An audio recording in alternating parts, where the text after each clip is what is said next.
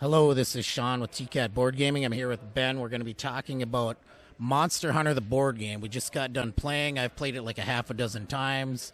This is Ben's first time playing the game.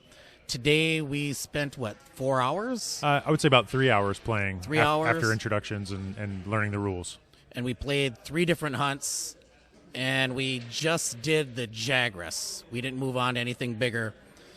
So this is your first time playing, Ben. Yep. What are your initial thoughts of this game after playing your first session?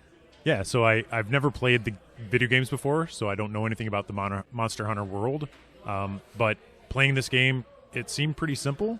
I like the deck building aspects. There's actually 2 decks that you're building kind of through upgrades, through the trees that you build. So that was interesting. I don't know that I've ever played a game like this before. It's actually sitting here waiting for this interview, I'm thinking, what is this game like? And I can't really think of anything that it's like. Yeah, I feel the same way. I can't compare it to anything. And the way you play the combat, right? It's card driven, and then you have a stamina board. Mm-hmm. So the more cards you play, like you have this chance to deal out a bunch of damage, but now your energy is wasted. And now you're sitting there like, what am I going to do next turn? And you don't have enough energy to dodge if that monster comes and attacks you this turn. Yeah, I think the premise was what was awesome. So also to let everyone know, I played with my 11-year-old daughter, and she was able to understand the concepts of the game and was able to play it.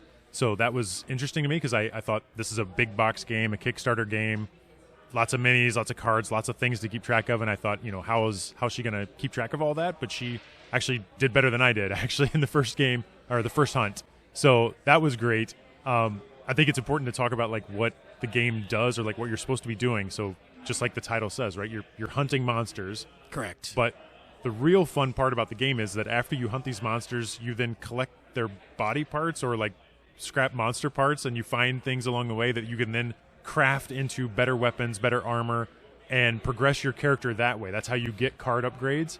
And like I said, I've never played a game that's just like that. You play it as a campaign, and the goal, I think, is to beat some big bad at the end, but the goal is to like fight monsters along the way to build your character up until you can attack that final monster. And so we fought the same type of beast, only progressively harder each time, 3 times.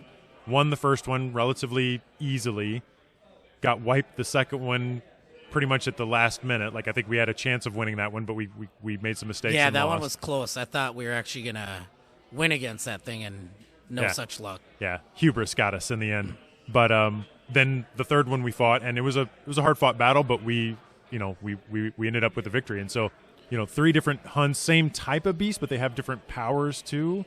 So anyway, it was interesting just having those fights, and then all along the way, just seeing how as you collect these parts, you're trying to just maybe go for one more kill or one more achievement. Like if you break certain parts of the monster, you are rewarded with a special certain ingredient. Part. Part. Yeah, that's the other thing too. And I was telling your daughter this too, right? Mm-hmm. Is when you get to like your a few hunts, like I want to stay because I'm so close. I just need one more Jagras part.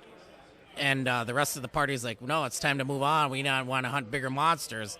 So that's part of the co-op and kind of makes it difficult, right? Like, do we be nice? Do we be nice to Sean and let him get his last piece so he can get that upgraded part, or do we move on? Well, so the goal is you fight these monsters, but there's also a story element, right? So at the beginning, you're reading through kind of a choose-your-own-adventure story where it kind of directs you through the wilderness as you're tracking these beasts, and depending on what choices you make, sometimes you find things along the way. So monsters, beasts in the wild, they leave behind claws or scales, as they rub things off on trees, so you can find those ingredients along the way. Yeah, yep. But it also has a timed element, so the longer you take tracking these beasts, bad things can happen, or sometimes good things can happen, but still the time kind of passes by. And time is still ticking.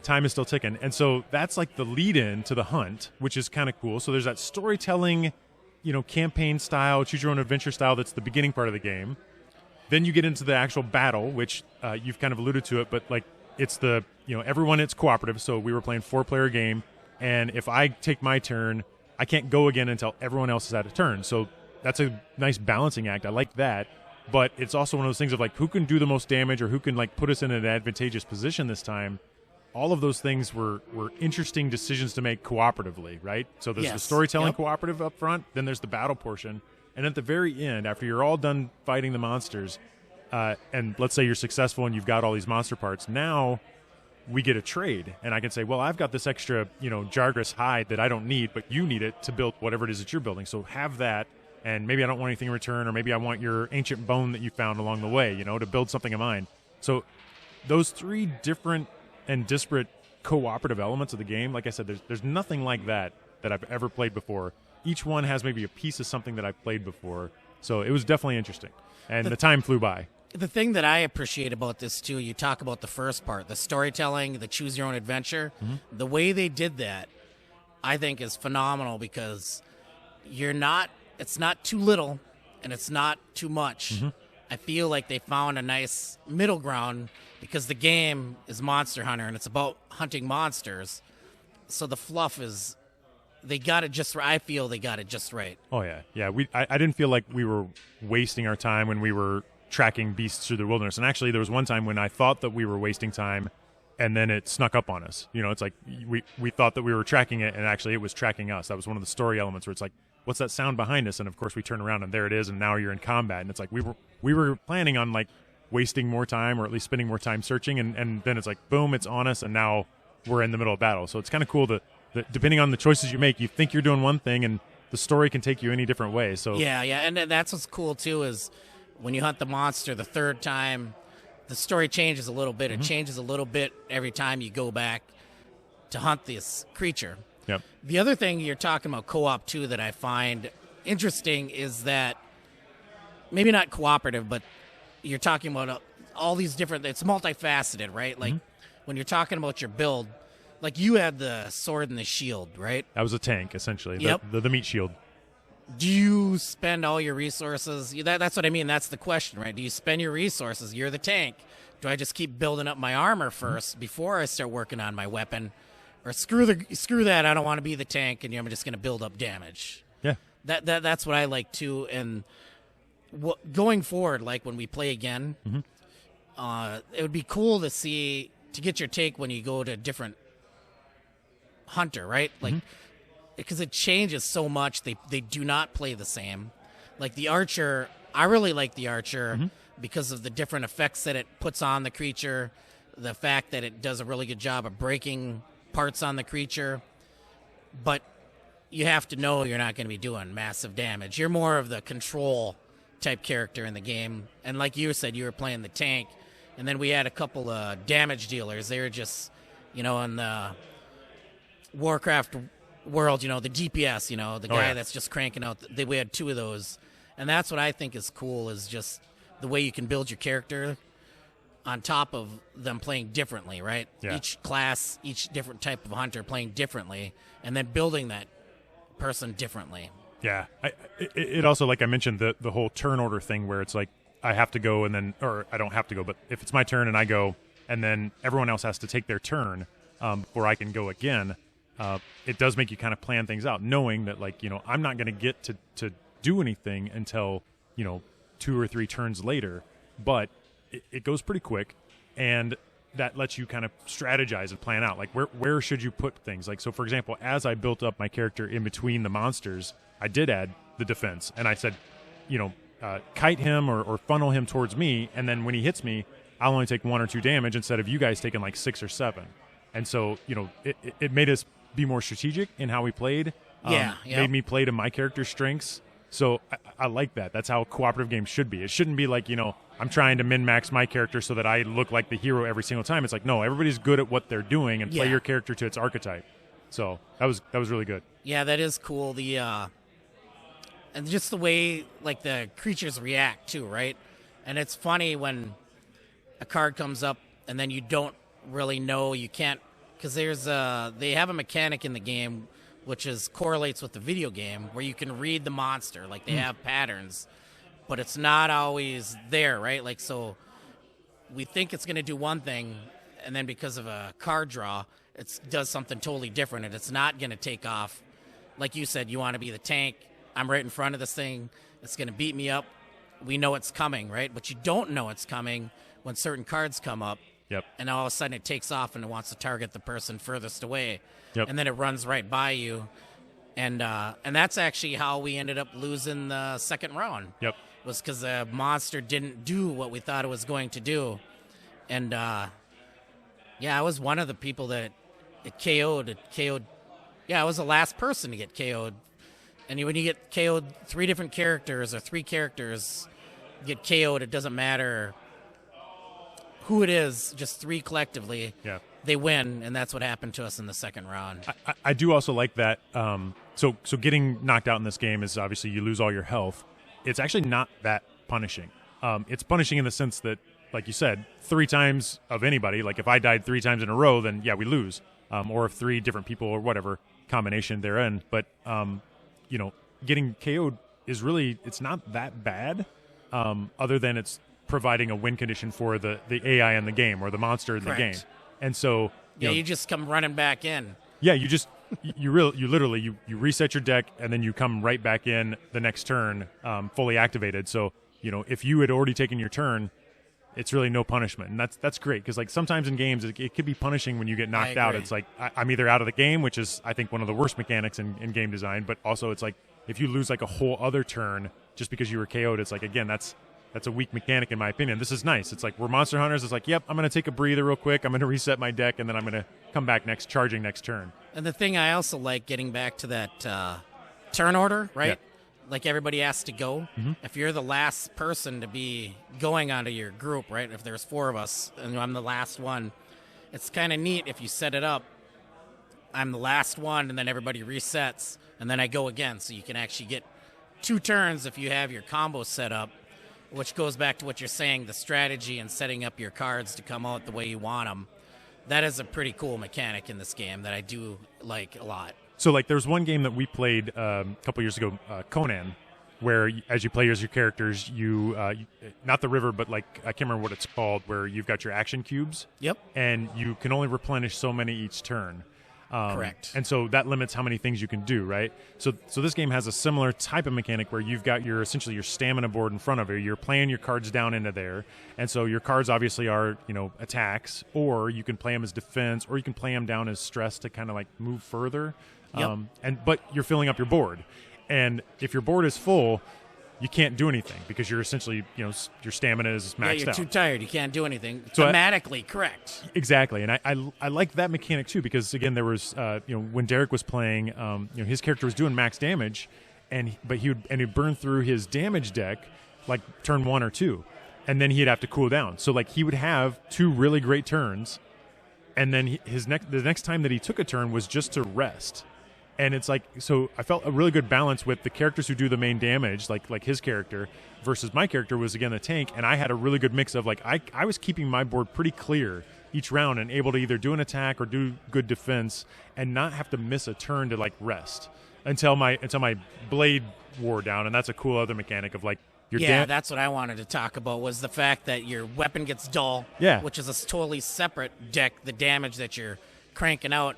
And it's like, oh, shoot, like, I have this sweet combo sitting here ready to go, and then you look down and you realize I only have 2 cards left in the damage, which is your weapon, and I gotta take time to sharpen it before I can do my combo. So, like, again, since we're doing this, audio style, it's like you've got a deck of cards that's your attack deck, and so it'll have cards in there that let you move and then draw cards depending on the number on them that are from your damage deck. So you have 2 separate decks that you're drawing from, and the upgrade stage is like I can add certain weapons to my character, and that might add in new types of attacks in my attack deck.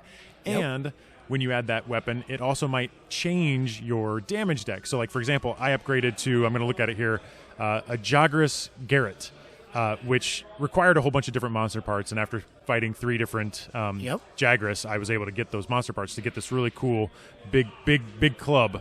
But it let me remove a couple of slashes and another card of my choice, and then I added in these 4 really cool slash attacks, and then it also changed my damage deck. So my damage deck originally had a 5 1 damage, 4 2 damage, and 1 3 damage. Well, then this Jagras Garrett added a defense, which is awesome for the tank, right? Then it dropped my 1 attacks from 5 down to 3, gave me an extra 2, gave me an extra 3, and then added a 4 damage in there. So like, of course, it's doing more damage in my damage deck. So that's the deck building aspect. So again, I throw down a couple of my cards, and it says draw 3 cards from your damage deck, and I draw them up, and I might do 7 or 8 damage because of this new Garrett that I got. So and that adds, like you said, the strategy / tactics, right? Right. Like that you pulled out your 4 damage card, your 3 damage card, and a couple 2 damage cards. Yep. And you know what?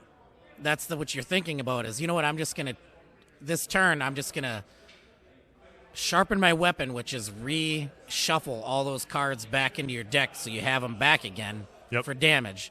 That's another cool mechanic, right? You don't have to run it completely through. Just, hey, my big damage cards have been played. Yeah. I'm just going to sharpen / reshuffle my damage deck, and then now you have all your big points, your big damage points back again. Yeah, yeah. And again, sharpening is it's part of like a rest action as well, which allows you to kind of clear out your stamina as well. So there's, but no, you only clear stamina you only clear stamina with a potion. So Correct. that's interesting too. Is like, I was wondering at what point do I get rid of all these cards that are stacked up? And it seems like every time you take a turn, you draw kind of an event card, kind of similar to, did you ever play Dead of Winter? Yes. Yeah, with like the Crossroads deck. Yep. That's kind of that deck that's there, the timer, but it also says, flip your token over, and then you can discard the rightmost card. So you get rid of some of your stamina, but not a lot. Yep. So on our stamina board, just to clarify, right, there's 5 slots. Yeah. And if you do rest, right, because you always get to clear 1 card off your stamina board. Yep. You're not playing any cards. So that's also a plus, right? If that's what you're trying to do to rest up. Yep. But when you're playing the game, it just feels constricting, which is good, right? Like, I can't just keep cranking out damage. Like you said, when the board is filled up, like, I'm only going to get rid of 1. Yeah. So that is another part of, like, the tactics. Like you said, when Derek was throwing together those massive combos and doing big damage, but then he's just sitting there like, okay, I'm not going to do much the next 1 or 2 turns because I don't have enough slots. So there's a similar game that I played a ton of called Myth, but it's more of a dungeon crawl Diablo-style game, but it's similar. It's deck building, and you play down cards and action slots, and it's the same way. Is that if you've got your board full, you can't do anything, and the only way to kind of cool down is to not play cards, and then you clear out depending on how few cards you have left over. And so it reminded me of that. The stamina board reminded me a lot of that. The difference there is, of course, in Myth, you're fighting tons of minis, tons of minions and beasts and things like that. Here, you're fighting one big baddie, one big monster that you're hunting. And that is thematically correct, too. Okay. From the video game. Yeah. Like, you don't just walk in, right, and, hey, I got this sweet axe, and like you said, Diablo, like, boom, boom, boom, and we're done, right? Right. It's like the end type monsters that you normally play when you're playing a board game or a video game. Monster Hunter, that's what you get right off the bat. Yeah. Like, there's 4 of us beating the crap out of this thing. And like you said, right, is Derek, once again, we'll use him as an example because he had that damage dealer and he's throwing together massive combos. But in the whole scope of things, it's like, man, that's awesome. Derek's feeling great. Like, I did this massive damage, in most games you're like, that's it, right? I put together this massive combo and I did all this damage. And then you look at it and, yeah, that was awesome, but you only did like 1/6 of the monster's health. Yeah.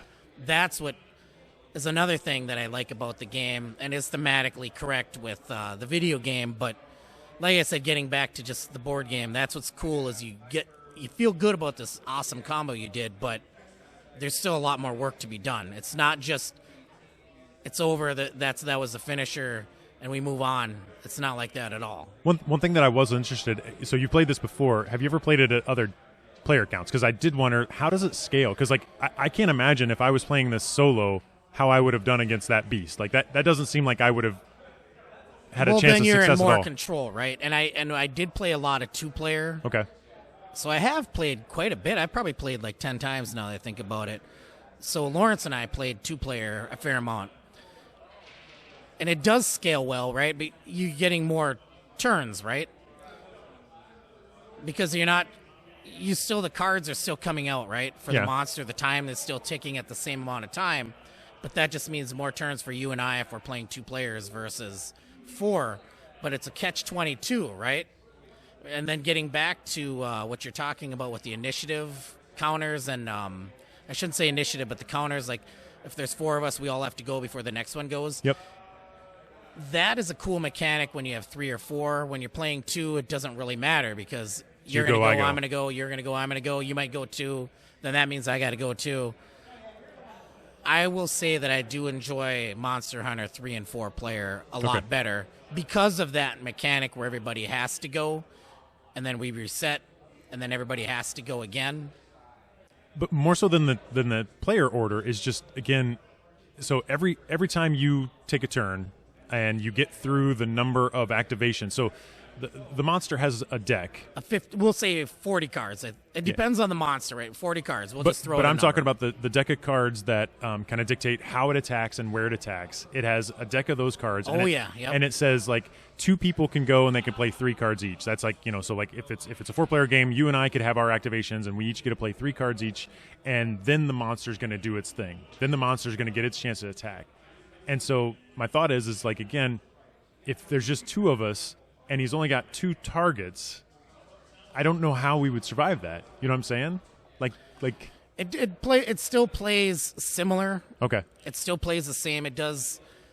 The thing is let's say we have 3 actions on our turn, right? And there's only 2 players. Like the monster dictates how many people get to go. That would mean that one of us is going to go twice. Correct. And then the other one's going to go once.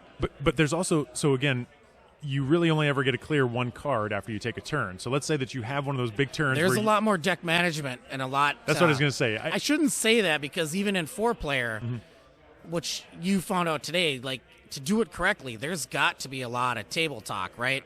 And like, hey, I got this massive combo sitting here, and then you got another player saying, well, hey, just so you know, when my turn comes up, like look at my board, like. I'm sitting. And my health, like I will be using a potion, right? Because the potions are for the group, right? Yeah. So it's just that you're going more often, but it's the same type of thing, and you don't have the diversity because you only have 2 classes out there, right? Yeah. So if you have 2 people and we both take a damage dealer, right? There's no one tanking. That's a good point. Just like the archer. If I take the arch, whatever it is, right? You just don't have the diversity in your group. I think that would be cool to try it at a 2-player count.